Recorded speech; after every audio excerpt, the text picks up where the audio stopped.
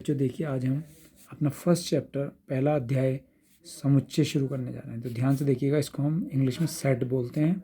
समुच्चय या सेट होता क्या है ये, तो बहुत ध्यान से समझिएगा कि जो वस्तुएं होती हैं, वस्तुओं के सुपरिभाषित का मतलब मैं अभी आपको समझाऊंगा। वेल डिफाइंड समूह या संग्रह। अब समूह का मतलब होता है ग्रुप। समूह क्या हो गया? ग्रुप। और संग्रह क्या होता है? कलेक्शन। तो वस्तुओं का आप ऐसा संग्रह करते हैं, जैसे कि कुछ बच्चे होते हैं जो कि वो वस्तुओं का कलेक्शन रखते हैं घर में। जैसे कोई कार्ड्स का कलेक्शन रखता है, या कोई कार्स का कलेक्शन रखता है, या कोई शर्ट्स का कलेक्शन रखता है, या कोई भी चीज़ें जो कि उसके पसंद है उनका वो कलेक्शन करता है। तो वस्तुओं का ऐसा समूह या संग्रह, संग्रह का मतलब कलेक्शन, ऐसा कलेक्शन जो सुपरिभाषित हो। अभी सुपरिभाषित की मीनिंग बताऊंगा मैं। सुपरिभाषित हो को हम सेट कहते हैं। यानी कि कोई भी कलेक्शन जो है, संग्रह, अगर वो सुपरिभाषित है, वेल डिफाइंड है, तो वो उसका नाम बदल के समुच्चय हो जाता है। ऐसा समझ लीजिए कि उन वस्तुओं का जो संग्रह होगा या समूह होगा उसको हम समुच्चय कहेंगे। हम फिर उसको संग्रह नहीं कहेंगे, कलेक्शन नहीं कहेंगे, ना ग्रुप कहेंगे, ठीक है। लेकिन वो वस्तुएं कैसी होनी चाहिए? सुपरिभाषित होनी चाहिए। सुपरिभाषित का मतलब अभी बताऊंगा मैं आपको एग्जाम्पल के द्वारा। अब वेल डिफाइंड, ध्यान से देखो, सुपरिभाषित को वेल डिफाइंड बोलते हैं। ये वेल डिफाइंड, सुपरिभाषित, well defined collection of objects, ऐसा ऑब्जेक्ट का, वस्तुओं का ऐसा कलेक्शन, ऐसा संग्रह या समूह जो वेल डिफाइंड हो, क्या कहलाता है? Is called set. क्या कहलाता है? सेट कहलाता है। अब समुच्चय का जो एक और नाम होता है वो नाम होता है कुलक। इसको कुलक भी कहते हैं, ठीक है। अब एक एग्जाम्पल द्वारा हम इसको समझते हैं। देखो, मैंने क्या लिखे? अंग्रेजी वर्णमाला के अक्षर लिख रहा हूँ। आपको पता ही है 26 होते हैं। तो ए, ई, आई, ओ, यू, ये तो मैंने स्वर लिख दिए, ठीक है। अंग्रेजी वर्णमाला के स्वर, अंग्रेजी वर्णमाला के स्वर। तो अंग्रेजी वर्णमाला के क्या होते हैं? स्वर, ए, ई, आई, ओ, यू। तो इन सब की एक ही प्रॉपर्टी है, समझ में आई बात? इन सब की एक ही प्रॉपर्टी, क्या प्रॉपर्टी है? यानी कि ऐसा संग्रह जिनकी एक ही स्पेसिफिक प्रॉपर्टी हो, एक विशेष गुण हो, सभी का एक विशेष स्पेसिफिक प्रॉपर्टी हो, सबकी एक विशेष गुण हो, सभी का, जो सब में हो, कॉमन, दैट इज एक विशेष गुण। कैसा? उभयनिष्ठ गुण। उभयनिष्ठ का मतलब क्या होता है? कॉमन। आ स्पेसिफिक प्रॉपर्टी, आ स्पेसिफिक कॉमन प्रॉपर्टी, यानी कि सबका एक ही गुण हो कि ये भी क्या है? एक स्वर है, ये भी क्या है? स्वर है। आई भी स्वर है, ओ भी स्वर है, यू भी स्वर है। तो सबकी एक ही प्रॉपर्टी है, ये सब स्वर है। अगर ऐसा समूह या संग्रह, ये संग्रह हो गया ना, स्वरों का संग्रह हो गया। किसका संग्रह हो गया? स्वरों का संग्रह, स्वरों का संग्रह। तो स्वरों का संग्रह क्या हो गया? ए, ई, आई, ओ, यू। तो ये कहलाएगा, क्योंकि सबकी एक ही प्रॉपर्टी है, सबका एक ही गुण है, एक उभयनिष्ठ गुण क्या है? कि स्वर है। समझ में आ रही बात? तो इसे हम बोलते हैं सुपरिभाषित। सुपरिभाषित किसको बोलते हैं? जिनका एक ही गुण होता है। सुपरिभाषित समूह या सुपरिभाषित समूह या संग्रह। सुपरिभाषित समूह या संग्रह किसको बोलते हैं? जिनका एक ही गुण होता है, तो उसको हम बोलते हैं सुपरिभाषित समूह या संग्रह। और इस संग्रह को हम बोलते हैं समुच्चय। इस संग्रह को हम बोलते हैं समुच्चय। और इसको लिखने का तरीका क्या होता है कि आप कर्ली ब्रैकेट लगाएंगे, ए, ई, आई, ओ, यू, ऐसे इसको लिख देंगे और कर्ली ब्रैकेट क्लोज कर देंगे। एक अवयव को दूसरे अवयव से पृथक करने के लिए, डिस्टिंग्विश करने के लिए एक कॉमे का यूज़ करते हैं। ठीक है, अब अगर मैं इन स्वरों के समुच्चय में, आप ध्यान से देखिएगा, संग्रह लिख रहा हूँ, ये संग्रह, संग्रह या समूह है। अब मैंने संग्रह या समूह लिखा और मैंने ए ई आई ओ यू के साथ बी लिख दिया, तो ये जो संग्रह हुआ ये सुपरिभाषित नहीं हुआ। यह संग्रह सुपरिभाषित नहीं है, नहीं है। अब मैं क्यों कह रहा हूं ये नहीं है, क्योंकि इसमें एक अवयव ऐसा है जो स्वर नहीं है। ये संग्रह सुपरिभाषित नहीं है, क्यों? क्योंकि बी जो है वो स्वर नहीं है।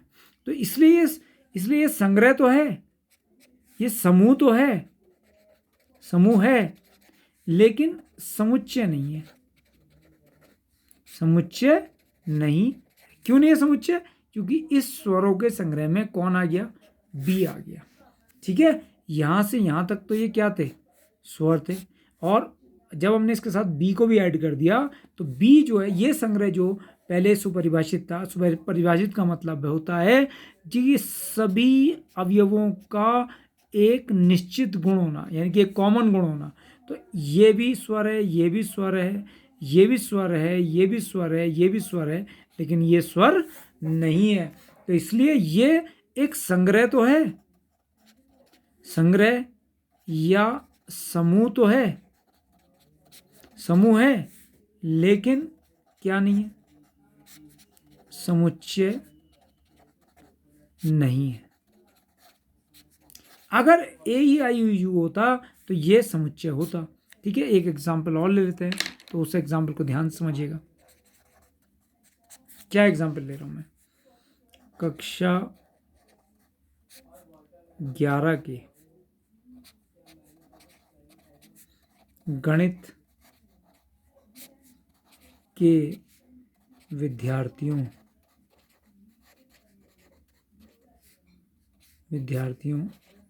का समुच्चय या संग्रह का संग्रह। अभी हम संग्रह ही लिखते हैं, या समूह, संग्रह या समूह। क्लियर? देखिए, अच्छे से समझ लीजिए इसको, बहुत अच्छे से। तो अभी हमारे पास कक्षा 11 में जो बच्चे हैं उनमें एक बच्चे का नाम है तुषार, इस बच्चे के पास गणित है। ठीक है, एक बच्चा हमारे पास ललित है। ठीक है, एक बच्चा हमारे पास योगेंद्र है। ठीक है, एक बच्ची हमारे पास दीक्षा है। ठीक है, एक बच्चा हमारे पास यश है जिसके पास गणित है। एक बच्चा हमारे पास नीरज है, एक बच्चे हमारे पास प्रियांशी है। ठीक है, और एक बच्ची हमारे पास दिव्यांशी है।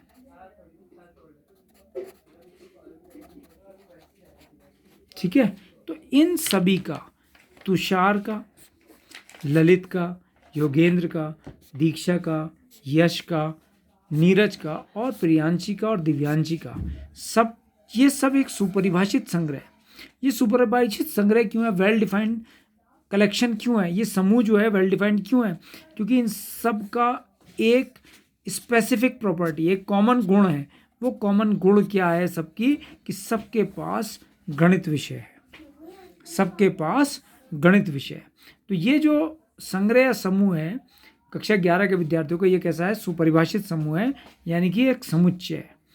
क्या ये? तो कक्षा 11 के गणित के विद्यार्थियों का समूह, ये जो समूह है या संग्रह है, कैसा है? सुपरिभाषित है।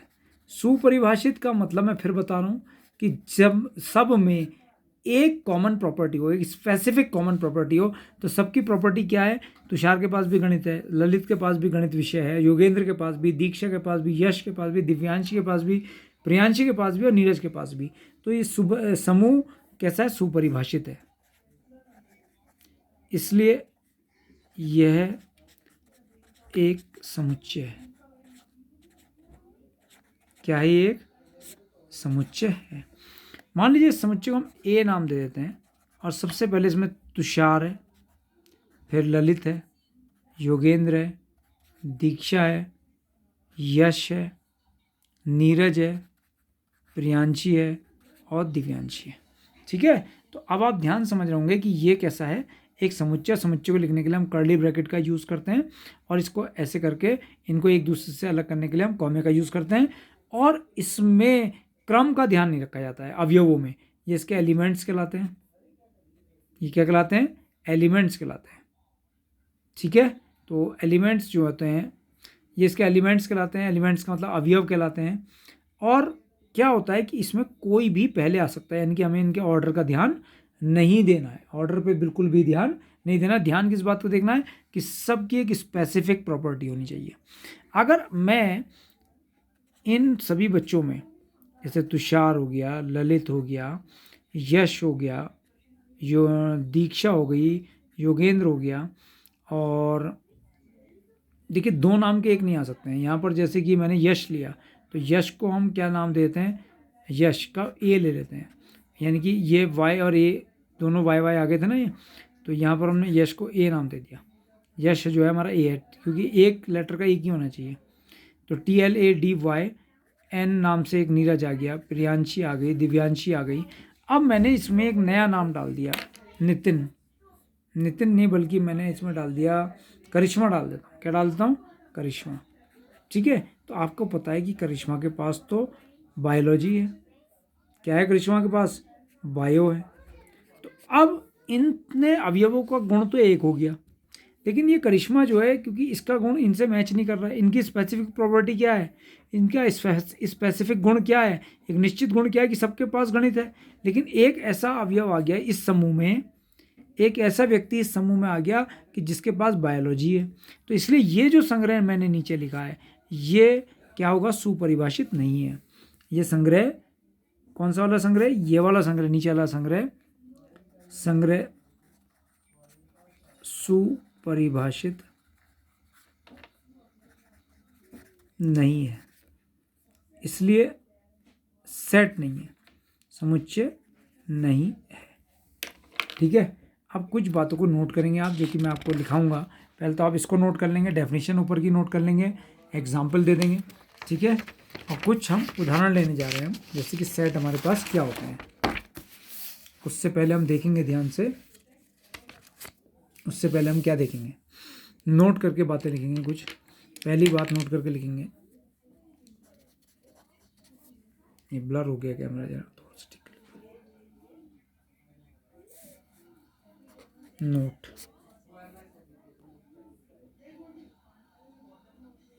नोट करके आप पहली बात लिखिए,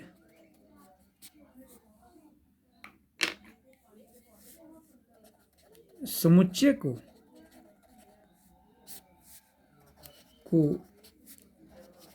अंग्रेजी वर्णमाला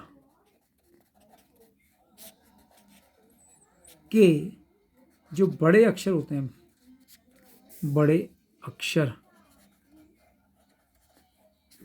से सूचित करते हैं। सूचित का मतलब डिनोट, DENOT, डिनोट करते हैं, तथा उसके अवयवों को, जो उसके अंदर अवयव होते हैं, समुच्चय के अंदर अवयवों को हम बोलते हैं एलिमेंट्स। एलिमेंट्स को प्रायः छोटे अक्षरों,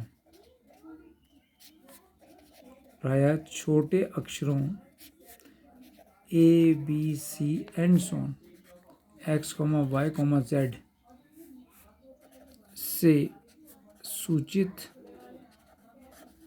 करते हैं। ठीक है, नंबर 2 बात, एक अवयव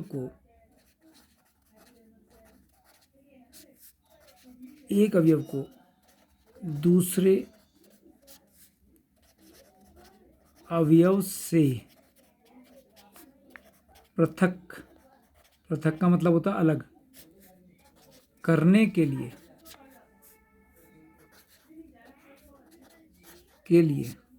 किसका प्रयोग करते हैं? कॉमा का प्रयोग करते हैं। कॉमा, COMMA, कॉमा, ये कॉमा का प्रयोग करते हैं,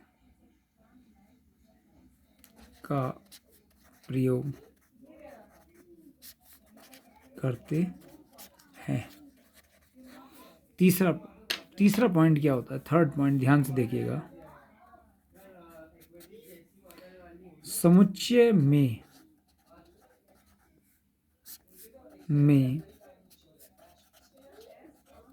अवयवों के क्रम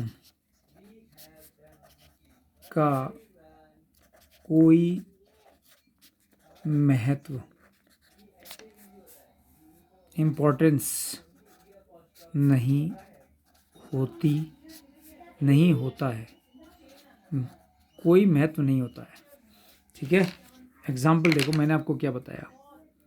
मैंने यह बताया कि जब भी हम किसी समुच्चय को लिखते हैं तो कैपिटल लेटर से, A से या B से या C से, और इसके अंदर मैंने मान लो अंग्रेजी वर्णमाला के स्वर लिख दिए, तो AEIOU, ठीक है, ऐसे लिख दिए। अब मान लो मैंने इसी सेट का नाम B रख दिया, B भी रख सकता हूँ, कुछ भी रख सकते हैं, A से लेकर Z तक।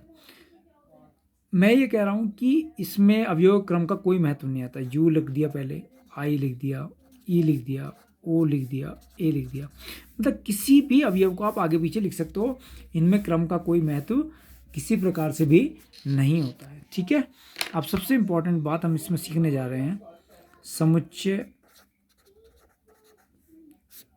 का निरूपण।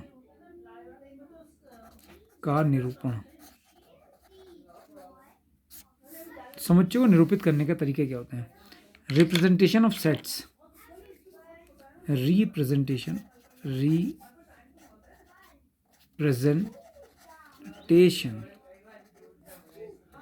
Of set. ठीक है, तो समुच्चय को निरूपित करने के दो तरीके होते हैं। समुच्चय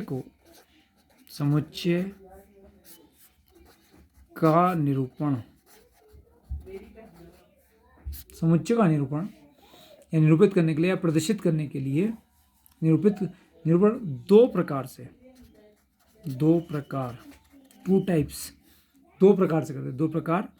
या कहना चाहिए दो रूप से किया जाता है। ठीक है, आप ध्यान से देखिएगा, समुच्चय निरूपण दो प्रकार से किया जाता है। पहला क्या होता है? इसको हम कहते हैं, पहला तरीका क्या होता है? सूची विधि या रोस्टर रूप,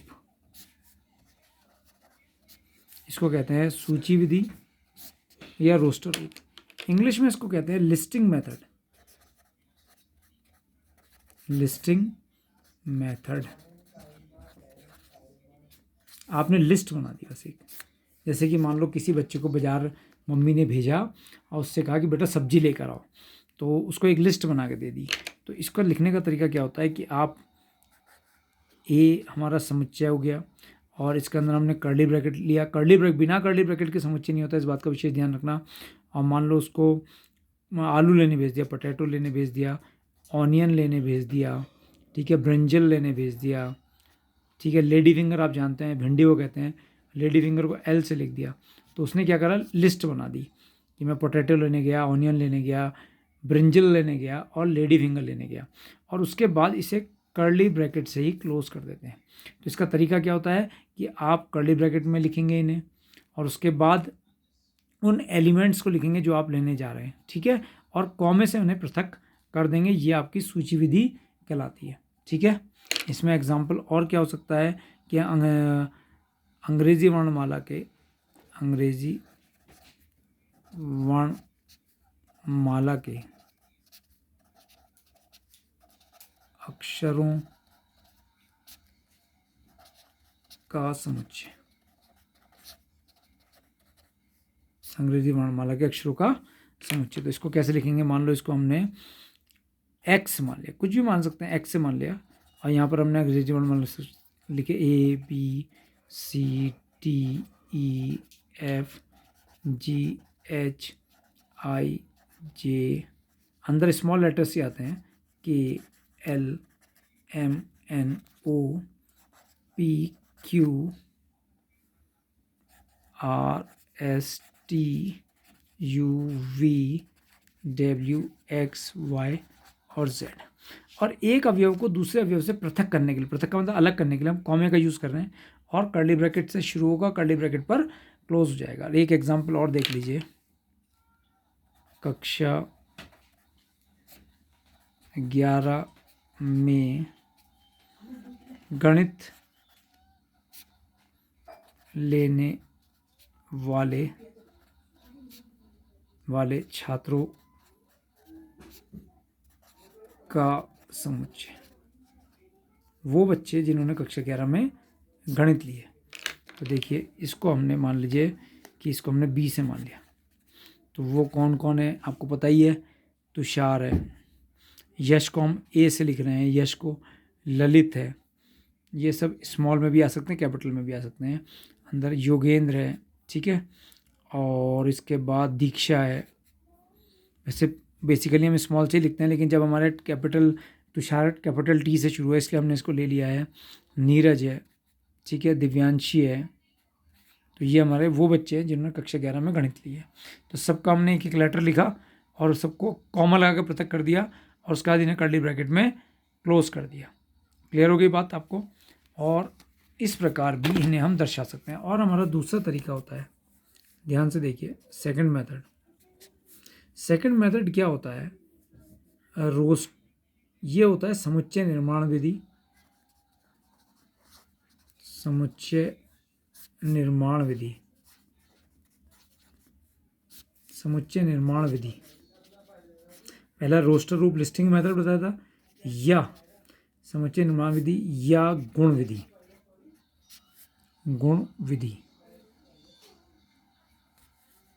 गुण विधि, समुच्चय निर्माण विधि या गुण विधि, ठीक है। इसको इंग्लिश में बोलते हैं सेट टेबुलर मेथड। इसको बोलते हैं set tabular method, set tabular method. ध्यान से देखिएगा, सेट टेबुलर मेथड, ठीक है। इसमें क्या करते हैं, किसी भी समुच्चय के सभी अक्षरों को, सभी अवयवों को, जितने भी उसके अंदर अवयवों के हैं, सभी अवयवों को, जितने भी उसके अंदर अवयव हैं, सभी अवयवों को एक अक्षर एक्स द्वारा, किसके द्वारा? एक्स के द्वारा, किसके द्वारा? एक्स के द्वारा सूचित करते हैं। जितने भी अवयव उसके अंदर है, करते हैं, जितने भी उसके अंदर अवयव होंगे सबको एक्स के द्वारा सूचित करते हैं।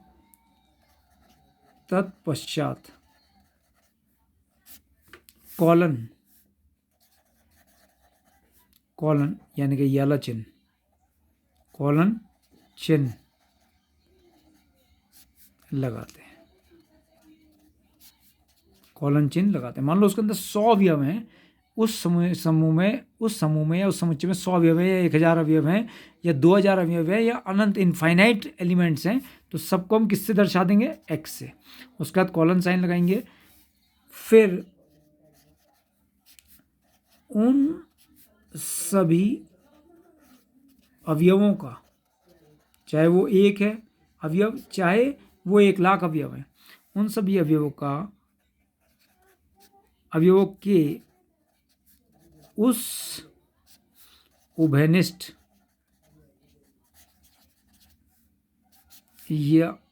या स्पेसिफिक गुण को, उभयनिष्ठ गुण को,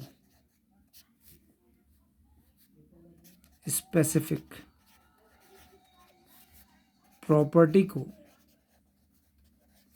स्पेसिफिक प्रॉपर्टी को लिखते हैं, स्पेसिफिक प्रॉपर्टी को लिखते हैं। ठीक है। तथा मंझले, मंझले का मतलब CURLY, कर्ली, मंझले कर्ली कोष्ठक, मंझली ब्रैकेट में, मंझले कोष्ठक में रख देते हैं, मंझले कोष्ठक में उन सबको क्या करते हैं, रख देते हैं। तो ध्यान से आप देखेंगे, जैसे कि ये हमारा लिस्टिंग मेथड था A बराबर, और ये हमारे स्वरों का समुच्चय था AEIOU। ठीक है। तो इसको, ये तो हमारा लिस्टिंग में रोस्टर रूप था, सूची विधि थी, सूची विधि थी। ठीक है। अब इसी का ही आप ये गुण विधि लिख रहा हूँ, समुच्चय निर्माण विधि लिख रहा हूँ कि ये 1 2 3 4 5 एलिमेंट है। इन 5 एलिमेंट को मैंने क्या मान लिया, X लिख दिया, कॉलन, इसका कॉलन साइन लगाया। और कॉलन साइन लगाने के बाद क्या लिखा, ये X है क्या, इसका गुण लिखा, X एक अंग्रेजी वर्णमाला का स्वर है, X एक अंग्रेजी वर्णमाला का स्वर है। तो ये कौन सा विधि हुई, गुण विधि, यानी कि समुच्चय निर्माण विधि। ये पहला एग्जाम्पल हो गया। दूसरा एग्जाम्पल, मान लो B। अभी हमने क्या लिए थे, नाम लिए थे कुछ, यानी कि जिन बच्चों का गणित है, तुषार है, यश को हम A से लिख रहे हैं, योगेंद्र को Y से लिख रहे हैं, दीक्षा को D से लिख रहे हैं, और इसके बाद नीरज है हमारे पास, नीरज के बाद दिव्यांशी है, और एक प्रियंका कुमार भी है। तो ये सभी बच्चे वो हैं, उनका समुच्चय है जो कि जिनके पास गणित है। तो इनको लिखने का तरीका क्या होगा, गुण विधि से। ये सूची विधि है, रोस्टर रूप है, और गुण विधि क्या होगी, देखिए इन सभी बच्चों को जितने भी हैं किससे लिख दिया, X से, X से लिख दिया। अब ये X का गुण लिखेंगे, स्पेसिफिक कॉलन साइन लगा दिया। ये X है क्या, X कक्षा 11 के गणित, सॉरी गुणित हो गया, गणित का एक विद्यार्थी है, यानी कि हमने सबको किससे लिख दिया, विद्यार्थी है। ठीक है। अभी आपको अच्छे समझ में आ रहा होगा। एक एग्जांपल और देता हूँ। इसके अंदर जो है वो, जैसे कि अगर मैं कहूँ प्राकृतिक संख्याओं को समुच्चय, प्राकृतिक का मतलब क्या होता है, natural number, NATURAL, natural numbers. तो प्राकृतिक संख्याएं, नेचुरल नंबर्स का समुच्चय। ठीक है। तो नेचुरल नंबर्स के सेट को हम किससे लिखते हैं, N से। और ये हमारे पास क्या हो गया, 1 2 3 4 5 6 एंड सो ऑन, क्योंकि इसमें इनफाइनाइट एलिमेंट्स होते हैं, अनंत अवयव होते हैं। तो समुच्चय दो प्रकार के होते हैं, परिमित और अपरिमित। जैसे अभी तक ऊपर जो थे परिमित थे, यानी कि उनके अवयवों की संख्या में पता थी, इसमें 5 एलिमेंट हैं, इसके अंदर 1 2 3 4 5 6 7 एलिमेंट हैं। और ये जो नेचुरल नंबर का सेट है इसमें इनफाइनाइट है, यानी कि अपरिमित समुच्चय हो गया। अब इसके, ये तो मैंने किस में लिखा है, सूची विधि यानी गुण विधि में। अब इसका समुच्चय निर्माण रूप में क्या करेंगे, इन जितने अनंत अवयव जो है 1 से लेकर अनंत तक, इन सबको हम किससे लिख देंगे, X से।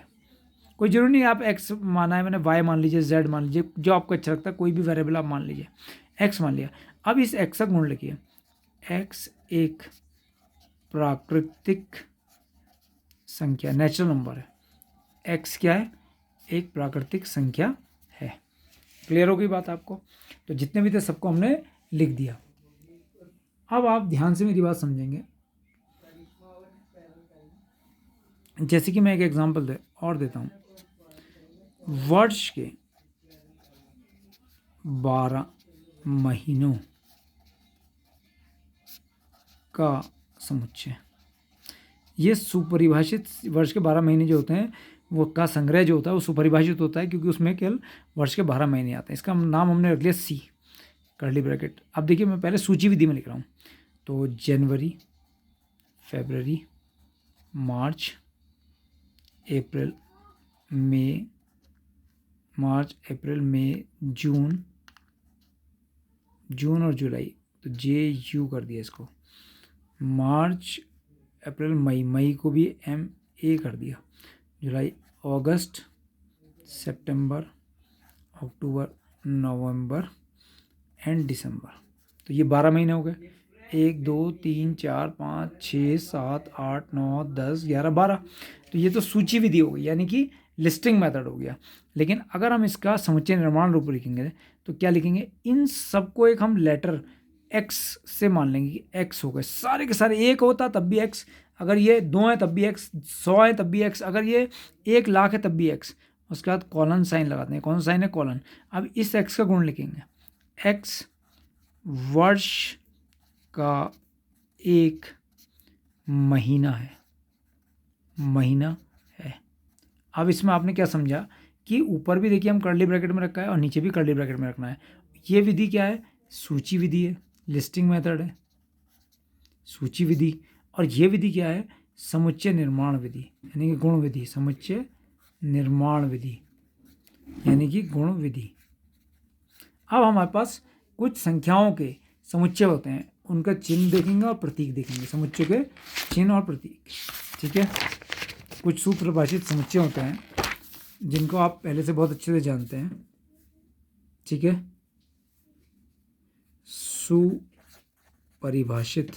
सुपरिभाषित का मतलब क्या होता है, मैंने बताया आपको, जिनका सभी का स्पेसिफिक गुण हो। स्पेसिफिक का मतलब सबका एक कॉमन उनके अंदर गुण पाया जाता हो। सुपरिभाषित संख्याओं के समुच्चय, संग्रह समुच्चय, ठीक है। हर संग्रह समुच्चय नहीं होता है, वही संग्रह समुच्चय होता है जिसके अंदर जो एलिमेंट्स हैं उन सबका गुण एक ही हो। नंबर 1, प्राकृतिक संख्याओं का समुच्चय। प्राकृतिक संख्याओं का समुच्चय, तो इसको हम किससे लिखते हैं, n से। इसका नोटेशन n होता है और इसके अंदर लिखने का तरीका होता है 1 2 3 4 एंड सो ऑन, क्योंकि ये एक अपरिमित समुच्चय। अपरिमित का मतलब जिसमें इनफाइनाइट अवयव होते हैं, अपरिमित समुच्चय है। अपरिमित का मतलब इनफाइनाइट सेट, अपरिमित समुच्चय। क्यों है इसके अंदर इसे हम इनफाइनाइट सेट क्यों कह रहे हैं, क्योंकि इसके अंदर अनंत अवयव है। कितने अवयव है इसके अंदर, अनंत अवयव है। नंबर 2 देखिए, पूर्ण संख्याओं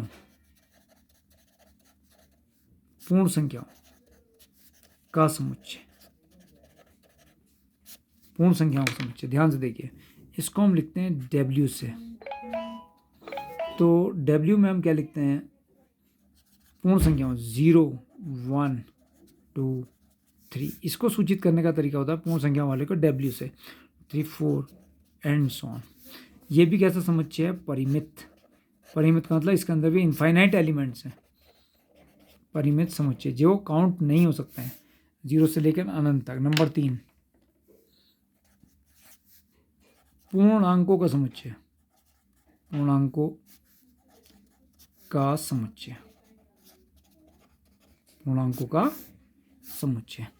तो पूर्णांकों का समुच्चय में क्या होगा, ध्यान से देखिए, इसको या तो हम I से लिखते हैं या Z से लिखते हैं। और यहाँ पर क्या होता है कि पूर्णांक तो 2 प्रकार के होते हैं, धनात्मक भी, 0 +1 +2 +3 एंड सो ऑन, और इधर -1 -2 -3, और इधर भी एंड सो ऑन। यानी कि 0 के इधर भी अनंत अवयव धनात्मक पूर्णांक और 0 के लेफ्ट में ऋणात्मक पूर्णांक। इसके अंदर 2 प्रकार के पूर्णांक भी होते हैं, यानी कि जैसे कि इसके अंदर थर्ड में 2 प्रकार के पूर्णांक होते हैं। जैसे कि अगर हम बोलें I+ या Z+, I+Z+ का मतलब धनात्मक पूर्णांक, 1 2 3 एंड सो ऑन। ठीक है। और दूसरा क्या होता है इसके अंदर, i माइनस और z माइनस। तो इसमें क्या होता है कि ऋणात्मक पूर्णांक, ऋणात्मक पूर्णांक क्या होंगे, जैसे कि -4 -3। ठीक है, -4 -3 ये इधर तो कैसे चलेगा, -1 -2 -3 -4। तो जैसे कि -4 में आए और -4 के बाद यहाँ क्या होगा, -5 होगा, -6 होगा, बढ़ता चला जाएगा। ठीक है। और -3 हमने इसको ऐसे नहीं लिखना है, बल्कि इसको ऐसे लिख दीजिए आप, -1 -2 -3 -4 एंड सो ऑन। सीधे ऋणात्मक पूर्णांक ऐसे दिखाइए और इसको i प्लस और z प्लस से हम लिखते हैं। क्लियर हो गया। अब आता है बात set of real numbers. Number हमारा थर्ड हो गया, फोर्थ आ गया। फोर्थ है हमारा होता है परिमेय संख्याओं का समुच्चय। परिमेय संख्याओं का समुच्चय। तो परिमेय संख्याओं का यानी कि रैशनल नंबर्स, तो वो किस टाइप के होते हैं, P/Q टाइप। तो इसको हम कैसे लिखेंगे और इसका नोटेशन क्या होगा, इसका नोटेशन होता है Q, और इसको लिखने का तरीका क्या होता है, X colon X is equal to P/Q, जहाँ P क्या है, P एक इंटीजर है, P belongs to I, and Q क्या है, Q भी एक इंटीजर है, यानी पूर्णांक है। ये भी P भी पूर्णांक है और Q भी पूर्णांक है, और लेकिन Q का मान कभी भी 0 नहीं होता है। P क्या है, एक पूर्णांक है, Q क्या है, एक पूर्णांक है। अगर हम इसको लिस्टिंग मेथड से देखें तो ये सारे धनात्मक पूर्णांक, सारे ऋणात्मक पूर्णांक, यानी 0 1 2 3 एंड सो ऑन, और यहाँ -1 -2 एंड सो ऑन, ये आ गए इसमें। और क्या आ गया, 1/2 3/2 एंड सो ऑन। ठीक है। और नेगेटिव में -1/2 -3/2 एंड सो ऑन। तो ये सारे के सारे आपके क्या हो गए, रैशनल नंबर्स हो गए, यानी कि परिमेय संख्याएं हो गई। क्लियर हो रहा है आपको, पूर्णांक इनको हम P/Q टाइप में लिख सकते हैं। और इसके बाद आता है नंबर फिफ्थ, वास्तविक संख्याओं का समुच्चय। वास्तविक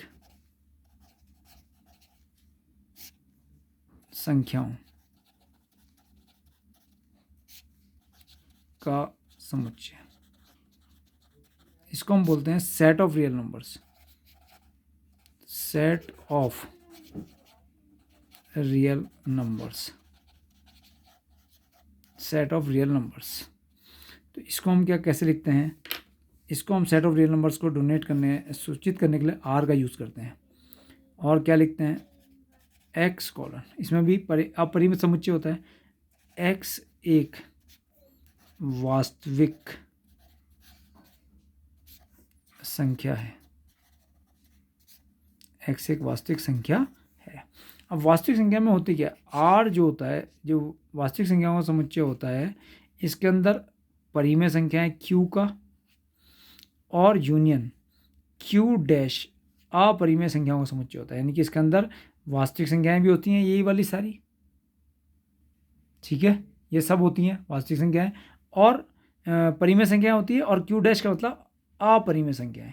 दोनों संख्याएं मिलाकर कौन बनता है, वास्तविक संख्याओं का समुच्चय बनता है। और ये भी आप, इसमें भी जो एलिमेंट्स होते हैं वो कैसे होते हैं, अपरिमित। ये भी अपरिमित समुच्चय कहलाता है, अपरिमित समुच्चय कहलाता है। और यहाँ पर ये जो हमारा Q था, जो हमें परिमेय संख्याओं का समुच्चय था, यानी कि सेट ऑफ रैशनल नंबर्स जो था, सेट ऑफ रैशनल नंबर्स जो था, वो भी हमारा किसका, ये कैसा भी होता है, ये भी हमारा इनफाइनाइट सेट है, परिमित समुच्चय, अपरिमित समुच्चय, अपरिमित समुच्चय है ये भी। ठीक है। और ऐसी जैसे कि हमारे पास इंटीजर्स का था, चाहे वो नेगेटिव इंटीजर्स हो या चाहे पॉजिटिव इंटीजर्स हो, ये सारे भी अपरिमित समुच्चय, पूर्णांकों का समुच्चय जो है, यानी कि सारे जो मैं समुच्चय बताए सारे अपरिमित समुच्चय कहलाते हैं। ये नोट्स आप अपनी कॉपी में बना लेंगे।